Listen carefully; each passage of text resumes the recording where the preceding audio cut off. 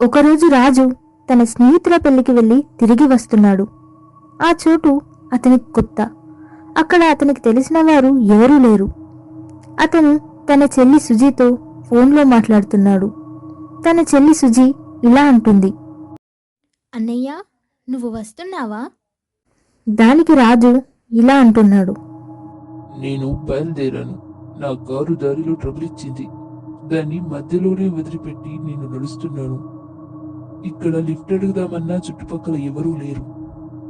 కానీ నాకు దారిలో ఏదో బస్ స్టాప్ లాగా కనిపిస్తుంది. నేను అక్కడికి వెళ్తాను. అప్పుడు మళ్ళీ సుజీ ఇలా అంటుంది, అన్నయ్య, నువ్వు బస్టాప్కి వెళ్ళావా? ఏదైనా బస్ వచ్చిందా? అక్కడెవరైనా మనుషులున్నారా? అప్పుడు మళ్ళీ రాజు ఇలా అంటున్నాడు, నేను బస్ స్టాప్ దగ్గరికైతే వచ్చాను, కానీ ఇక్కడ ఎవరూ లేరు. చాలా నిశ్శబ్దంగా ఉంది. అప్పుడు సుజీ ఇలా అంటుంది. అయ్యో, ఇప్పుడెలా అన్నయ్య? అప్పుడు రాజు ఇలా అంటున్నాడు, సుజీ, ఏదో బస్ వస్తుంది. బస్ అయితే వచ్చింది, కానీ ఆ బస్సు రాజుని లోపలికి లాగేసుకుంది. ఫోన్ కట్ అయింది. ఆ బస్సు అక్కడి నుంచి వెళ్ళిపోయింది. మళ్ళీ బస్ స్టాప్ నిశ్శబ్దంగా మారింది. ఇక అది ఒక అపార్ట్మెంట్.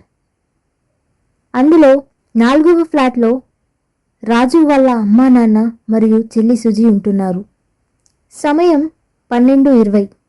రాజు వాళ్ళ నాన్న సుజీతో ఇలా అంటున్నాడు, అమ్మా సుజీ, టైం 12:20 అవుతుంది. అన్నయ్య ఇంకా ఇంటికి రాలేదు. నువ్వు ఒకసారి కాల్ చేయి తల్లి. అప్పుడు సుజీ వాళ్ళ అన్నయ్యకు కాల్ చేస్తుంది. కాల్ చేసి ఇలా అంటుంది, అన్నయ్య ఫోన్ స్విచ్ ఆఫ్ వస్తుంది. అన్నయ్య ఫోన్ ఇందాకేమో కట్ అయింది, ఇప్పుడేమో స్విచ్ ఆఫ్ అయింది. అసలేమై ఉంటుంది? అప్పుడు సుజీ వాళ్ళమ్మ ఇలా అంటుంది, ఏమండి, నాకెందుకో భయంగా ఉంది. అబ్బాయి ఫోన్ ఎప్పుడు స్విచ్ ఆఫ్ రాలేదు, కానీ ఈరోజు ఏమైందో. అప్పుడు సుజీ వాళ్ళ నాన్న ఇలా అంటున్నాడు, వస్తాడులే. వాడేమైనా చిన్నపిల్లాడా? కొంచెం లేట్ అయినా ఇంటికి వస్తాడు. సుజీ వాళ్ళ అమ్మ నాన్న అక్కడి నుంచి వెళ్ళిపోయారు. కానీ సుజీకి మాత్రం ఏదో భయంగా అనిపిస్తుంది. సుజీ వాళ్ళ అన్నయ్య గురించి ఆలోచిస్తుంది. అసలు ఫోన్ ఎందుకు సడన్గా కట్ అయింది, మళ్ళీ ఎందుకు స్విచ్ ఆఫ్ వస్తుంది, అసలు అన్నయ్య ఏమయ్యాడు అని ఆలోచిస్తూ ఆ రోజు రాత్రంతా సుజీ నిద్రపోలేదు. ఇక మరునాడు ఉదయం అయింది.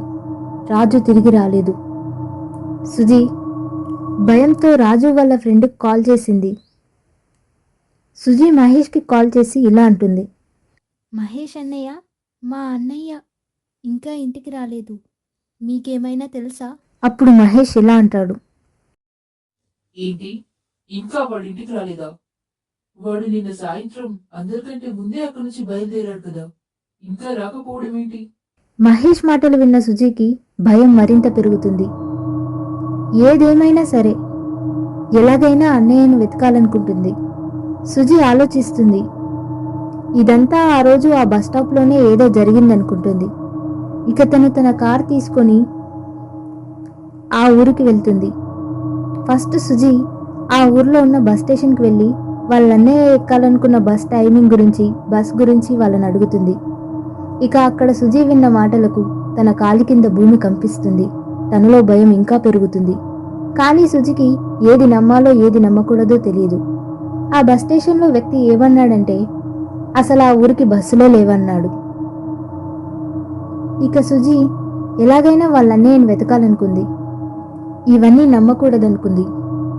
ఆ బస్ స్టాప్కి సుజీ బయలుదేరింది. సుజీ ఒంటరిగా నడుచుకుంటూ వెళ్తుంది. సుజీ ఆ బస్ స్టాప్ నిశ్శబ్దంగా ఉండడం గమనించింది. తన ఆ బస్ స్టాప్లోకి వెళ్ళింది. సుజీ రాజులాగే ఆ బస్ స్టాప్లో నించుంది. బస్ కోసం ఎదురు చూస్తుంది. అప్పుడే ఆ బస్ వచ్చింది. ఆ బస్ సుజీని లోపలికి లాగేసుకుంది.